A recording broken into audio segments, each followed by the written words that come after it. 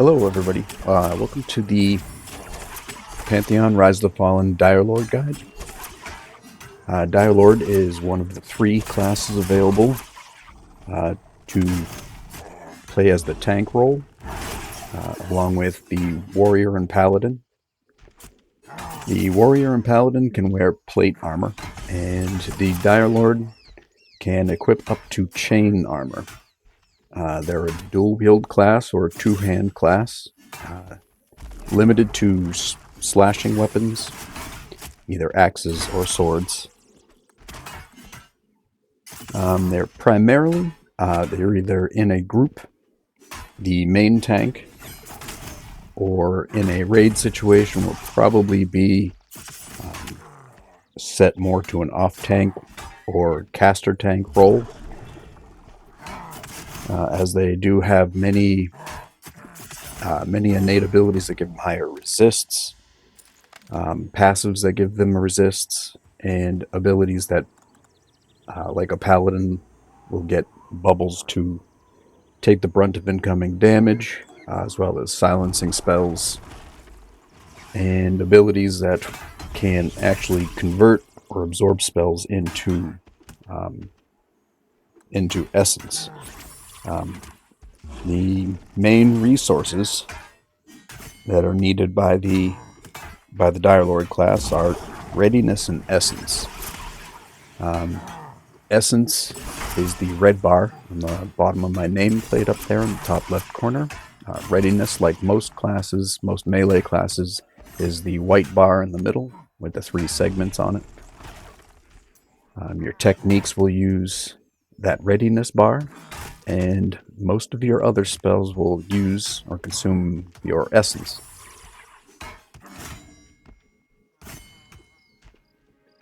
The 3 main attributes of your Direlord are strength, stamina, and intellect. These attributes will have different impact on your abilities, which we'll go over. They'll modify the efficiency and strength of these abilities.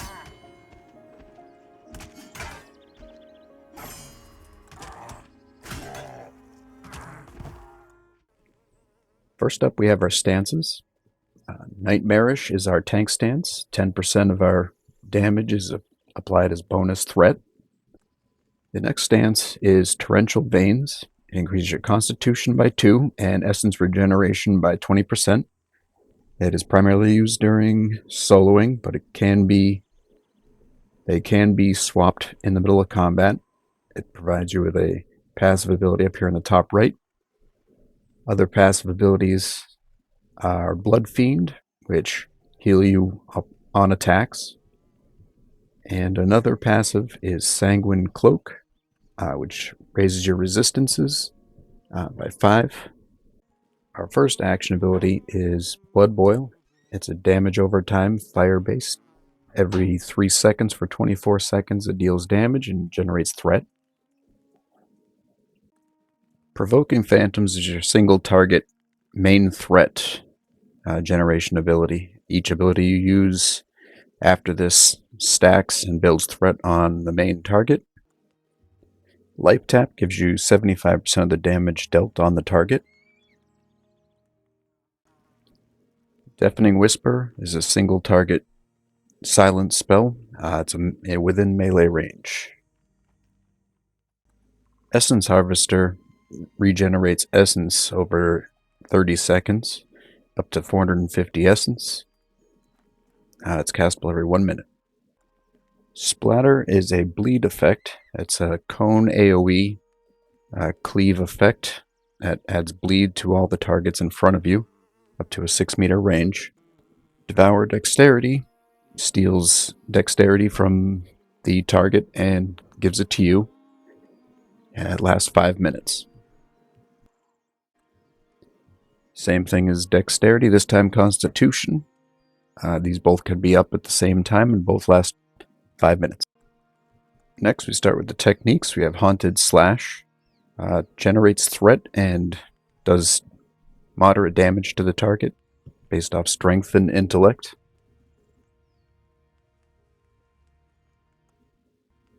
Arcane Tear steals resistances from the target and gives them to you. Also deals threat.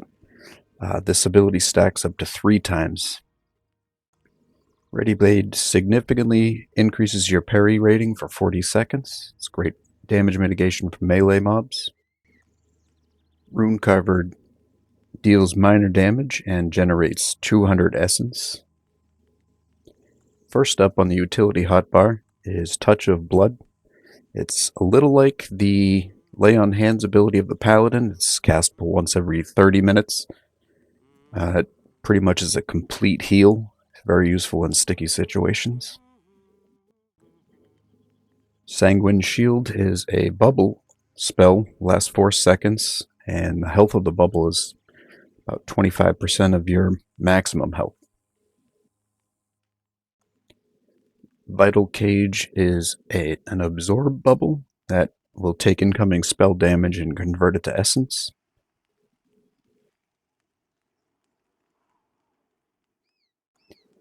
Blood Fiend, along with coming with a passive ability, will significantly increase the healing generated from attacks, and even more so with bleeds like Splatter.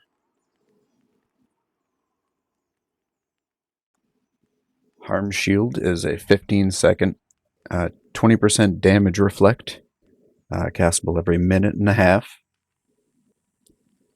This is especially useful when fighting multiple melee mobs.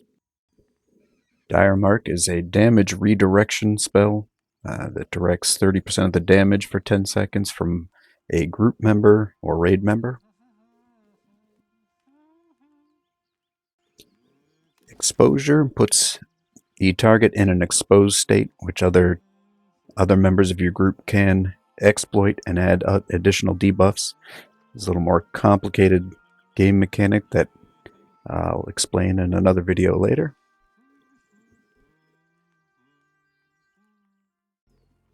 The Torment ability reduces the incoming healing of your target by 25%. So if you're fighting a lot of healers, or to be more useful in groups or raid mobs that you want to mitigate some of that extra healing, this you want on your hotbar.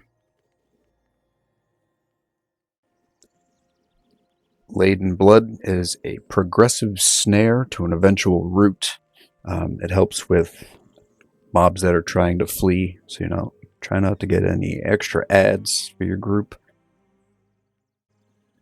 Essence Thief is a teleport spell. It'll teleport you toward a mob or a target location and generate essence based on how many enemies are within range. Dire Grip pulls all enemies within 15 meters of you to your location, generating threat, and they'll be rooted for 10 seconds.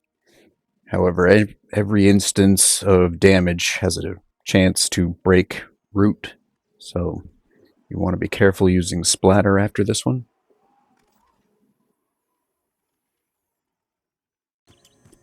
My typical combat rotation is to start out with Boil Blood to pull, and depending on what kind of mob, the Shaman here is a healer, so you want to make sure you have Silence handy and block that Mantle of the Mist or whatever you cast.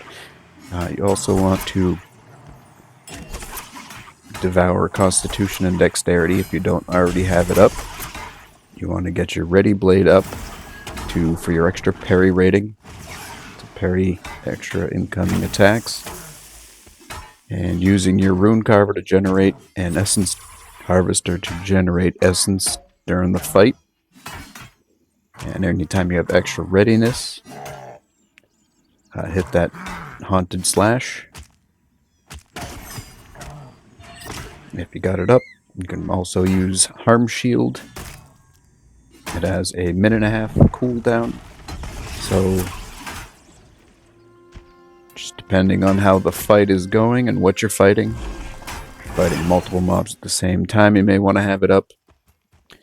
Same thing here with the Runecaster. As I'm going into this fight with low health, It's nice as a Direlord, you can just cast the Blood Fiend ability along with Splatter, and you can regenerate a significant portion of health. Especially nice if you're just pick a lower level mob, something easy, and heal back up. It's a lot more fun than sitting and regenerating health. And potentially get some XP on the way. As well as refreshing any buffs you may need. Devour Constitution and Dexterity again. Get your Ready Blade back up. Also Arcane Tear. And get your Resistances back up.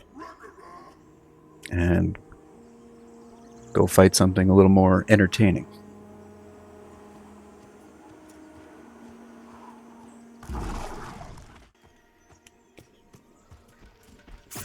When fighting multiple mobs here, you'll see this shaman here will aggro me in a second and start trying to heal his other buddy. Just make sure you have silence handy.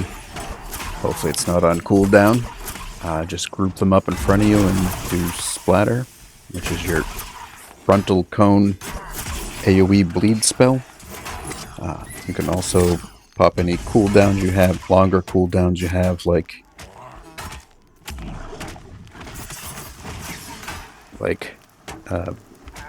Blood Fiend and Harm Shield. It's also important to keep up Arcane Tear. It's got a 45-second refresh. It stacks, like it says up there, 3 times. You also want to keep Ready Blade up to increase your parry rating. At this level, with this gear, it gives me about 10% extra parry rating for a total of 17%. So it's a lot more damage mitigation, and less damage, less to heal, less sitting. So just as you get readiness, make sure you maintain your Arcane Tear and Ready Blade. Other things to watch out for, especially when using Splatter or Dire Grip. If you do those with CC targets, it will break that CC, so you need to be careful, especially with Splatter. Anything within 6 meters will get woken up. Direlord is a very well-rounded class. It's a superb tank. Tanked many groups, and never had any problems with aggro or threat generation, really. However, it's a lot of fun to play solo as well if you don't have a lot of time to spare to find groups, or while you're looking for a group, you can get out there and play a little bit. As you can see here, even if you get ads, you have the skills and healing ability to deal with them. As of the most recent update to the Direlord, a lot of the ability essence costs have been reduced, and essence regeneration has been increased, giving you a lot more activity. It's a lot more physical class to play. Always seems to be something you can do. It's a lot of fun. I have a lot of survivability tricks up its sleeve, and can handle pretty much any type of mob. It's a really fun class to play, whether solo or in group. Thank you very much, and that's it for the guide. Have a great day. Please be sure to like and subscribe. Thank you.